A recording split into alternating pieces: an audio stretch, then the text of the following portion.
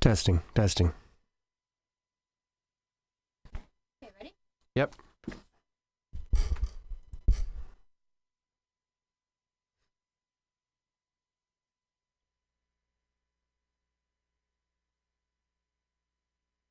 Welcome to Wall Street versus Main Street, a different take on the investment show with our host, Dax White.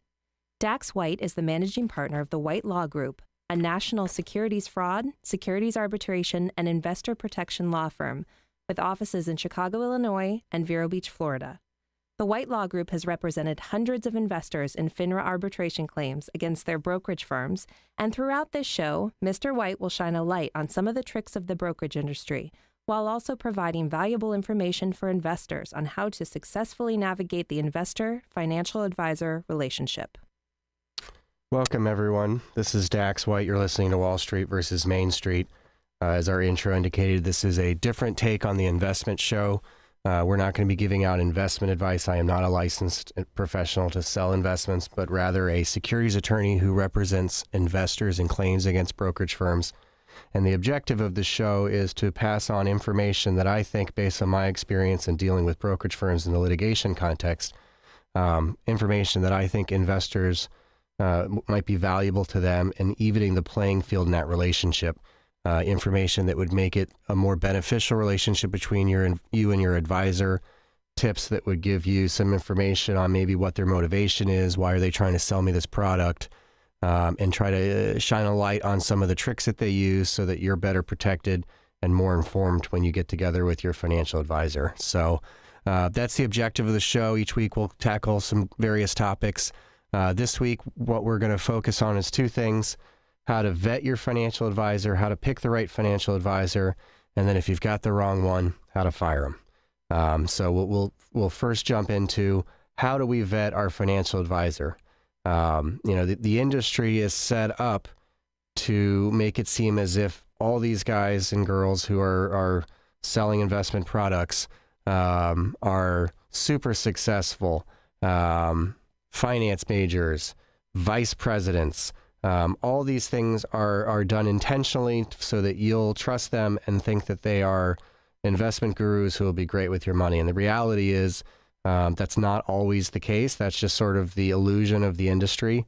And so it's important to ask the right questions to make sure that you're getting the right professional. The reality is the brokerage industry, just like any other industry, has good financial advisors and bad financial advisors. And hopefully what we'll go through here for a few minutes are some tips on how to make sure you're getting the good one. Because I do hear it all the time, after fallout, after you've been with a financial advisor who's taking advantage of you and you're talking to a securities attorney like me. I trusted this person. I thought they had my best interests in mind. They were a vice president. I just assumed that they would take care of me.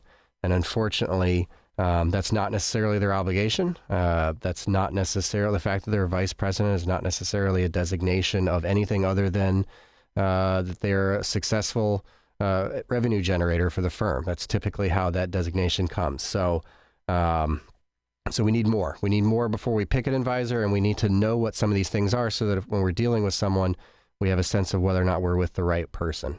The first thing that I would recommend that people do before picking a financial advisor, let's say you're talking to one, certainly you should be talking to more than one. You should meet with multiple people before establishing a brokerage relationship. Find somebody that you're comfortable with, but don't just settle on the first one. But the first tool that you should be using to vet your financial advisor is something called Finra Broker Check. And I know I've mentioned it in previous episodes, but it's so important that I keep going back to it because unfortunately it's something that not every investor is aware of, but it's a publicly available tool. You can go to finra.org, FINRA.org, and at the top right-hand corner of that website, there's something called the broker check. And you can literally type in a person's name, hit enter, and you're going to get what's called the broker check report, which will detail all the information that you would want when you're vetting your financial advisor. It's going to have how they did on their licensing exams, where they've been employed, where they went to school, if they've ever been charged with anything criminally, have they ever declared bankruptcy, have they ever been sued by a client, have they ever been fired by their brokerage firm, all things that would be absolutely critical before establishing a relationship with somebody who's going to manage your entire life savings. Obviously, I see it all the time where somebody calls into the firm and we're doing an intake and they give us the name and we're looking them up. That's the first thing we do when we're talking to an intake is we're looking up their broker check report and we're rattling off all this information to the potential client, and they're like amazed that we know this. And we're not Svengalis.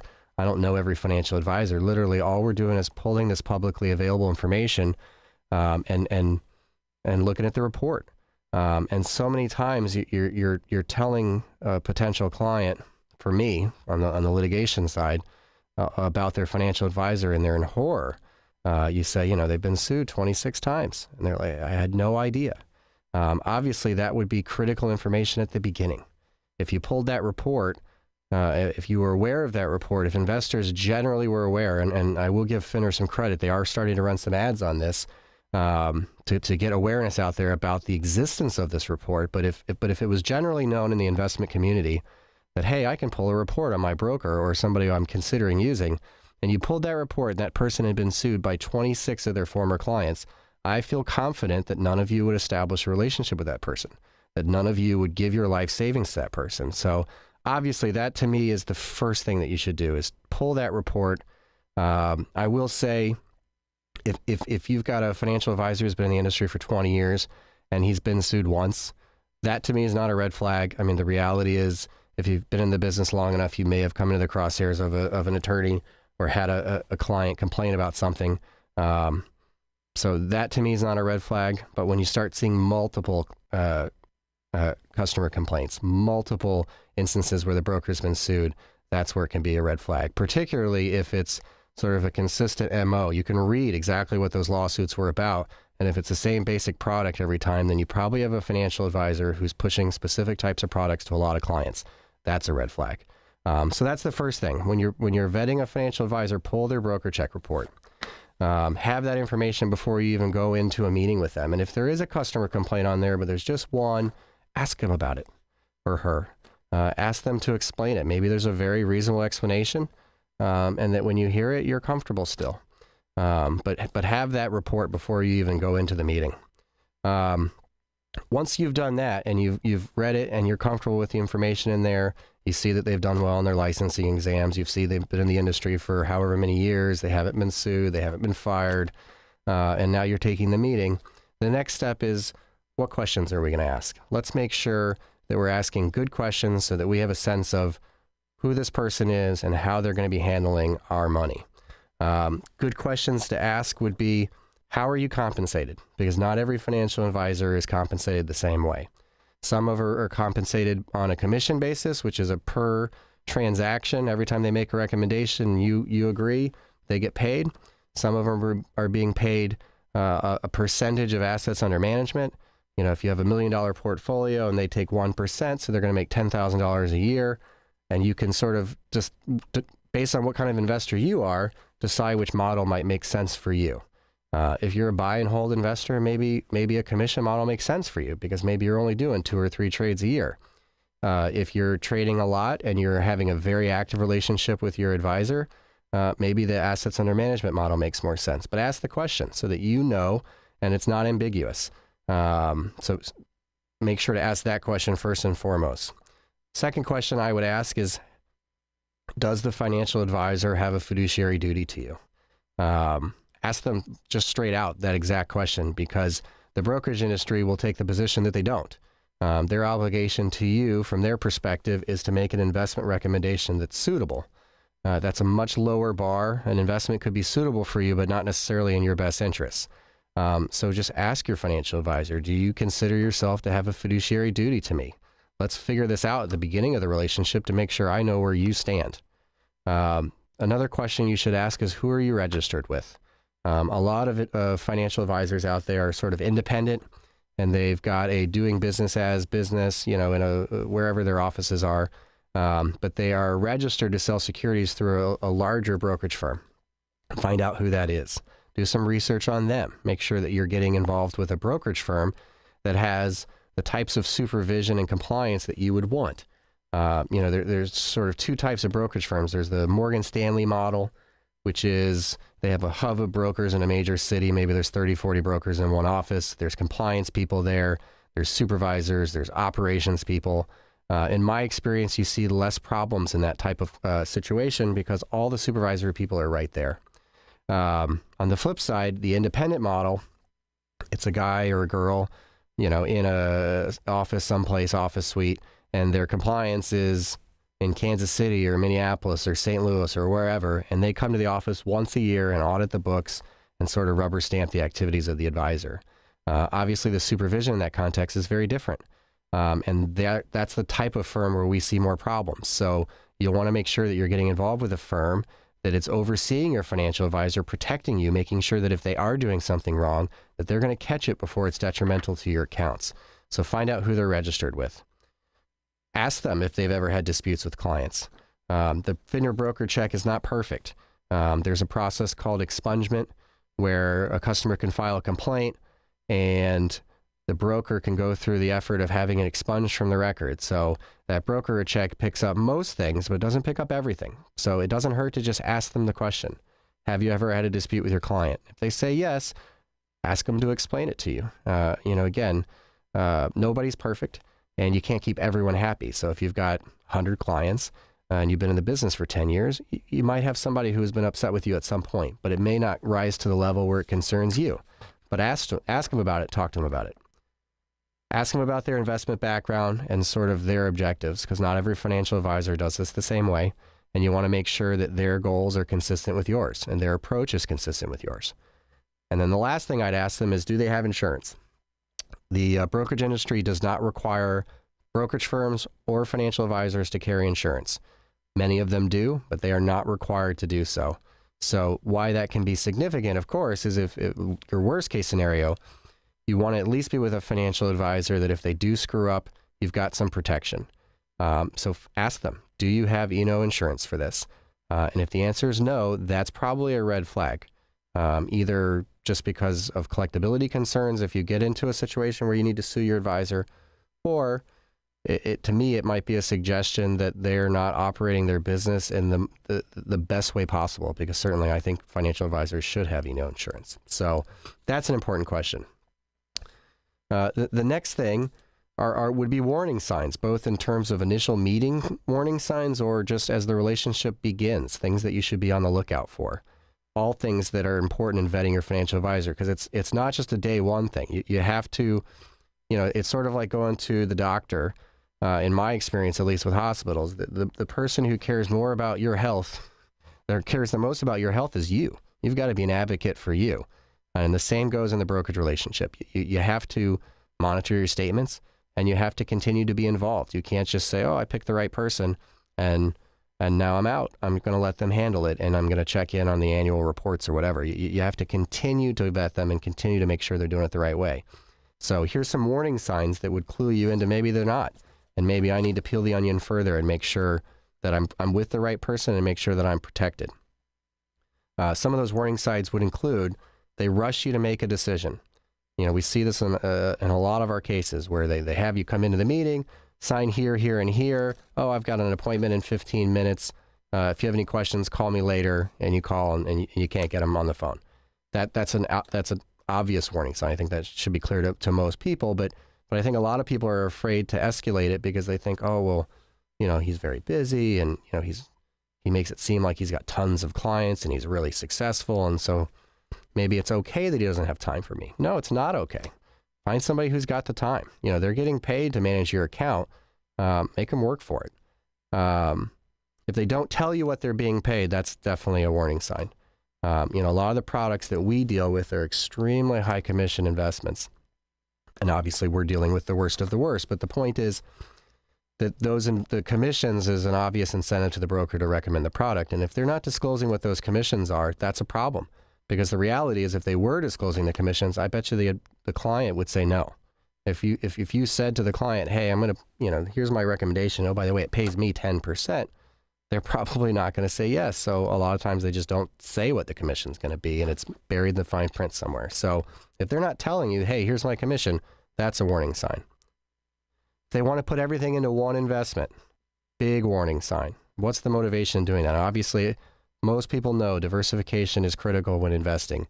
So if you've got an advisor who's saying, hey, here's this investment, it's the best. It's better than everything else. We're going to do everything in this. That's a warning sign.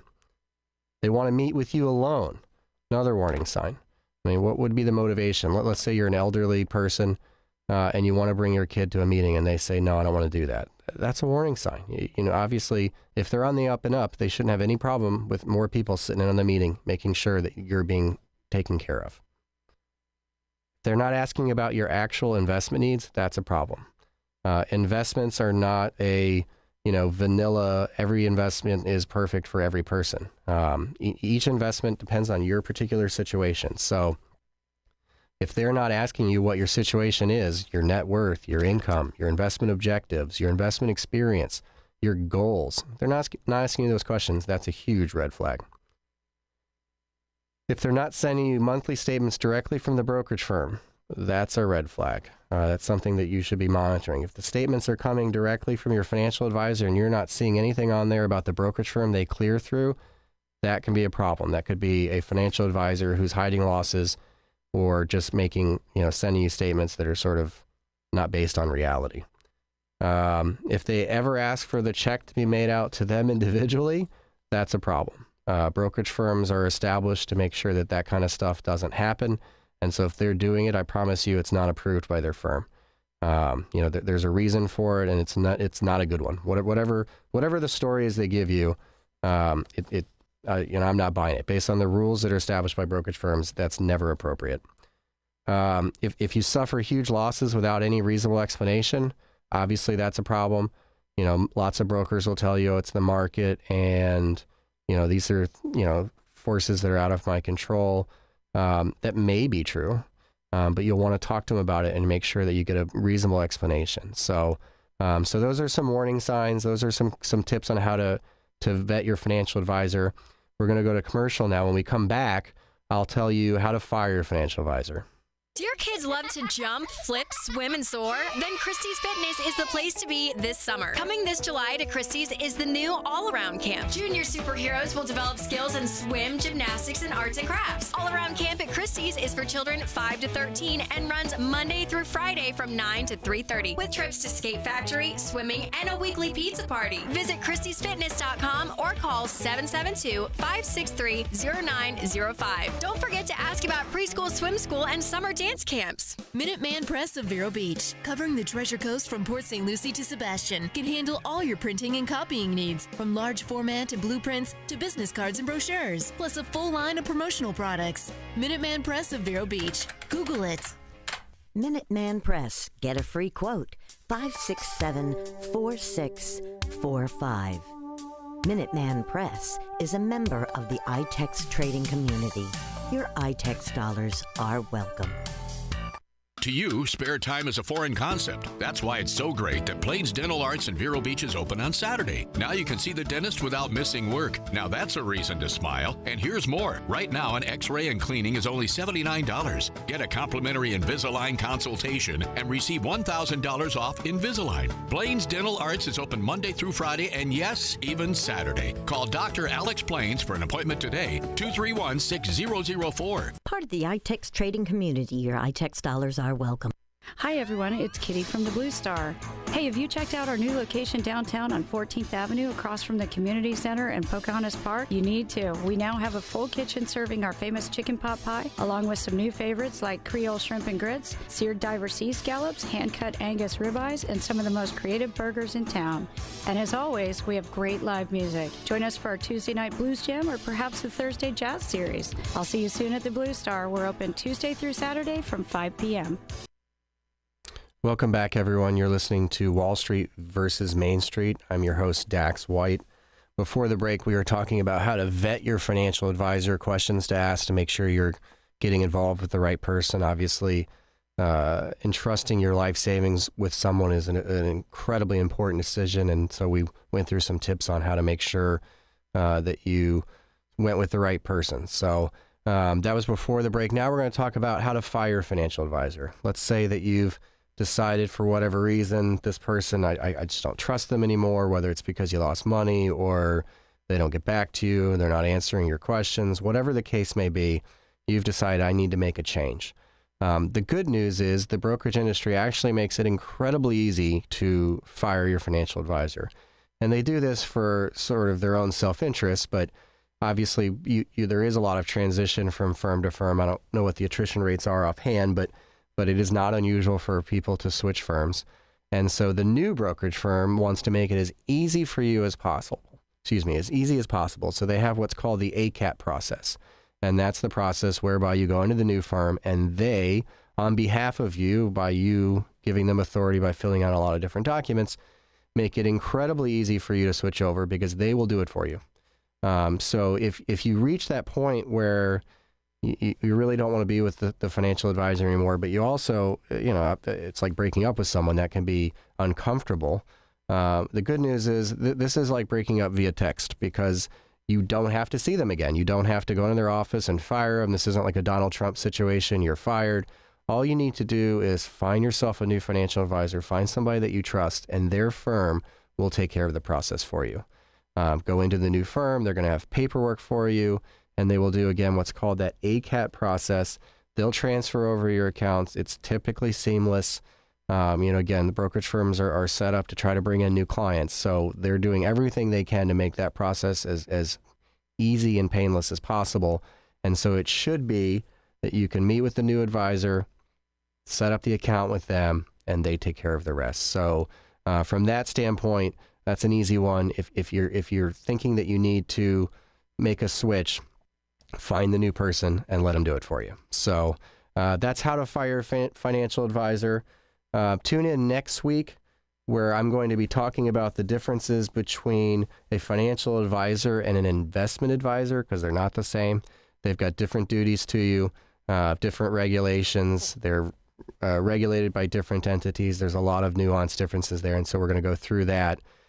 If you've got questions about some of the material that we're talking about, feel free to visit our website, which is wallstreetvmainstreet.com. You can also visit us on Twitter, or you can even go to my law firm's website, which is whitesecuritieslaw.com. And on there, you'll find all sorts of information, both about what we talked about today and then other resources in terms of investment diversification, the types of commissions for various products, other things that we've put up there that we think are important for investors. And like I said, the objective of the show is let's even the playing field. Let's make it so that financial advisors, again, we're trying to shine a light on some of the tricks that they have and make it so that you are more informed when you're having that meeting with your financial advisor. And a lot of that information's on there. So like I said, tune in next week and we'll go through that new information. And thank you for joining us. You've been listening to Wall Street versus Main Street. The views expressed by the participants of the program are their own and do not represent the views of, nor are they endorsed by, the White Law Group, its officers, directors, employees, agents, representatives, shareholders, nor any of its subsidiaries. None of the content should be considered legal advice. As always, consult a lawyer.